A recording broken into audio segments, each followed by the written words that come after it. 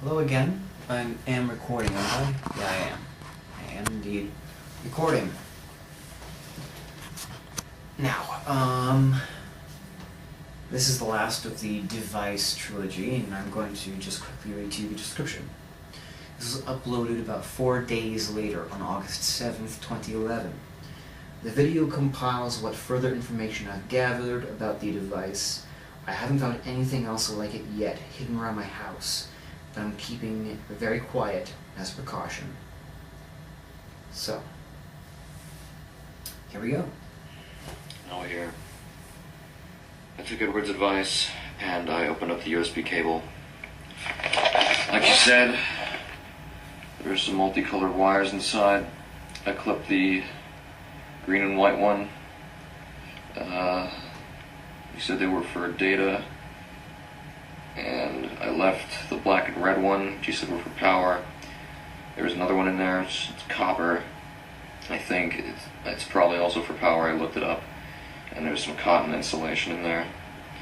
I also took the 9-volt battery cap off, and I unplugged the solar panel thingy. Hopefully whatever this is won't fuck up my computer when I plug it in. I can't believe I'm going to do this, but it's a leap of faith for me. Under any other circumstance, I would probably just go to my local library and plug it in there into like a local computer so I can't be traced, but I don't know if this thing makes noise or not, and if it does or something, I don't want it to be in a public area when it goes off, let alone a library where I have to be quiet. So Fair enough. I trust Edward's judgment enough to plug this into my computer. He's helped me out in the past before, and I really trust him. So here we go. Alright. Plugging it into the computer.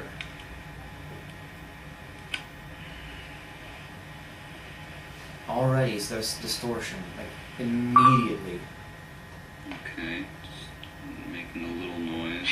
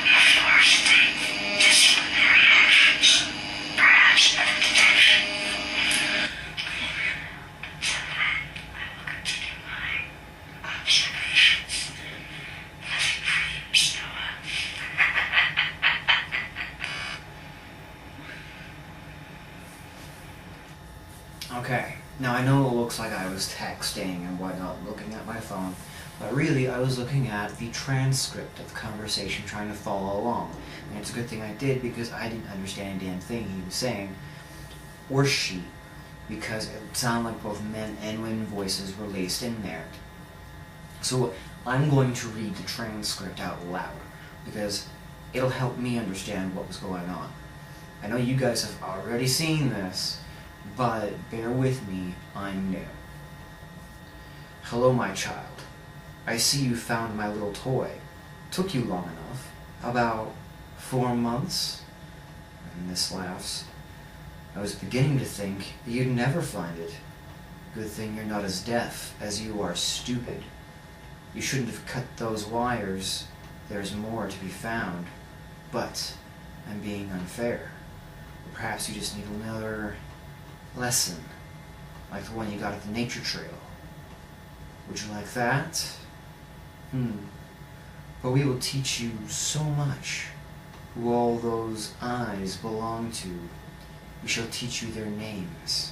About that forest. Yes, that forest you were in. Under its branches, the rain runs red.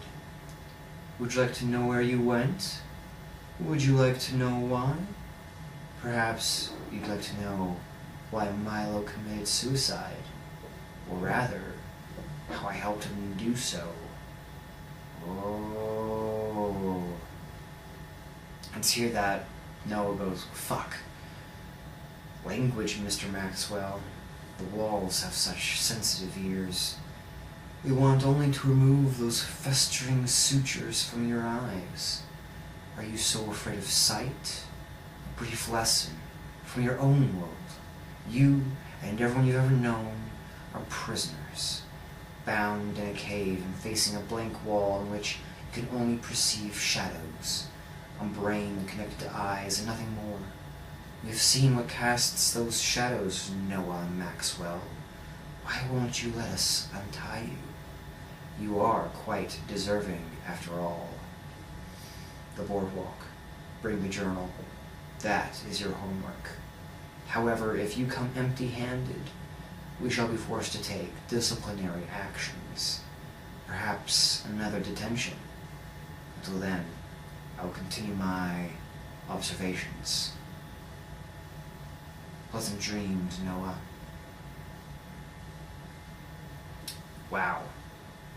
Okay. That's chilling. That is like, that's chilling. Damn. That's well done, I think. Not my performance, but they're like that on the screen that you can't see. Wow. Wow. And there's still half of this to go. So, transcript over, flippity-flop, back to Noah.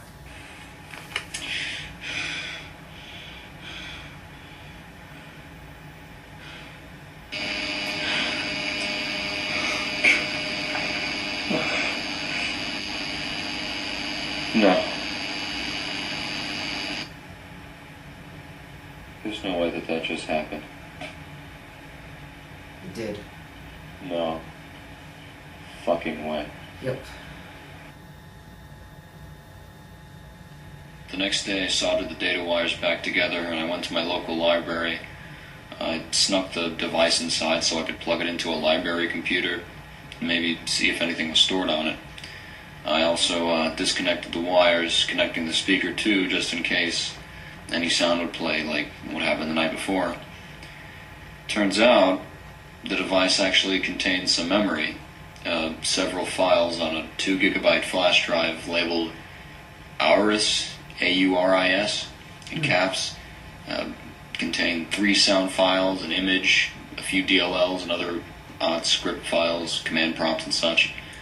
Just to check if anything was hidden, I enabled hidden folders, and lo and behold, a hidden folder revealed itself called Cassium, also in caps. Inside, I found these fucked up files similar to the ones that I found in my System 32, along with a DLL and a text file. Keeping in mind that trying to access these files may trigger a kill switch protocol that might automatically delete all the files before I could access them, like what happened to the files I found hidden on my System 32. I copied the media files into one flash drive and copied the script, command prompts, and other files into another one, just in case. Good idea. The 3 audio files freaked me out pretty badly because they confirmed my suspicions that I was, in fact, being monitored. The file labeled 8-1-11 is a 24-hour sound file, pretty much a recording of my room from midnight of the 31st of July to 11:59 p.m. on the 1st of August. The entire day was recorded. I skimmed through the file and even found that it picked up a phone call that I made to my parents that day. And the other file, dated the next day, 8-2-11, was 3 hours and 15 minutes of audio. A recording of 12 a.m. midnight to 3:15 a.m. The recorded audio being of me waking up, finding the device, and ending when I unplugged the 9-volt battery after I finished recording that one video. Wow. The special message file is the voice that came out of the speaker when I plugged the device into my laptop, from the Observer, as he likes to fucking call himself. This is the picture that was inside the drive. Really fucking strange and creepy. Fuck. It says you are blind, deaf, and dumb.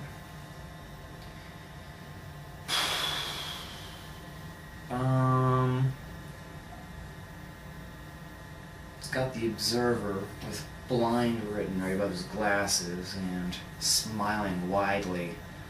That's creepy as hell. Where it says you are deaf, it has a picture of an ear and Slender Man's tentacles coming out of it. And dumb, the nose has been cut off and the cavity is there and tendrils are coming out. Either way, it's creepy. I'm blind, deaf, and dumb, whatever.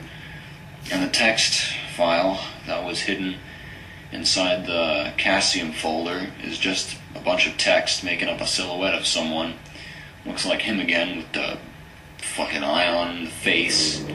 That bullshit.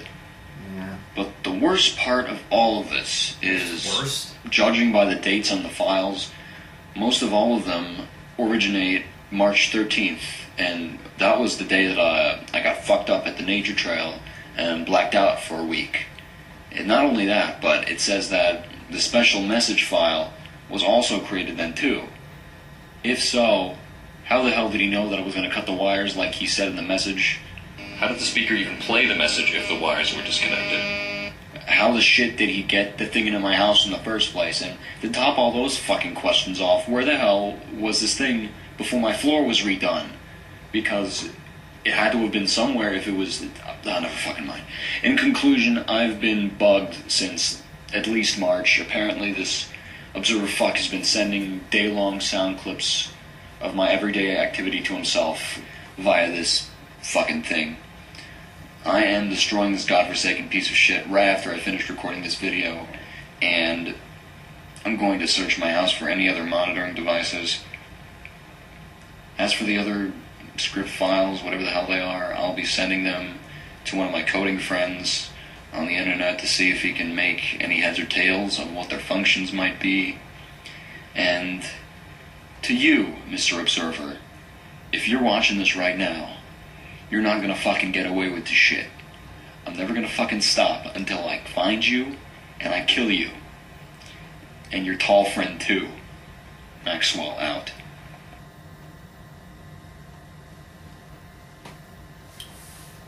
Okay, that one was... Oh, I want to go back. I want to see what that last one. I don't want to see commercial splendor.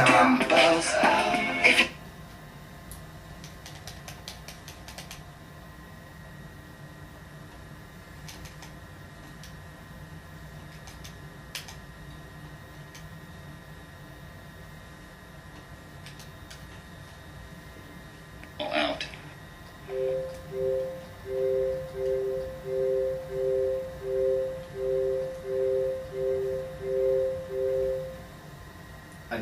is all it says.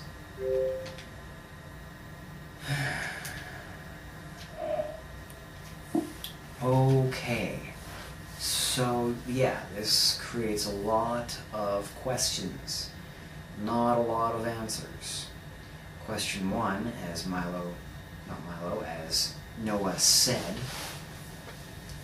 how did the observer know that he was going to A, cut the wires, and B, swear when he did? Because the recording responded when he said fuck to him. He said fuck, and the recording said language. Like, how, if it was created in March, this was uploaded in August, so that was 4 months. That was no, 5 months actually. That was 5 months before the recording would be heard. In fact, the observer knew when the device would be found. It's like, oh, it's been about 4 months, hasn't it? So how would the observer know all that? I mean, are we getting into time travel now? Is that what we're doing? Can the observer time travel now? Can we really do that? Can the Slenderman / administrator really do that? I don't know. And it's...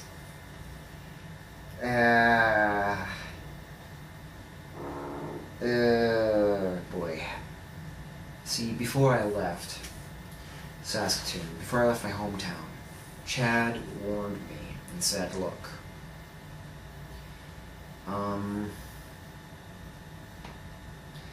TribeTwelve is great, but there's a point where things start getting really, really stupid.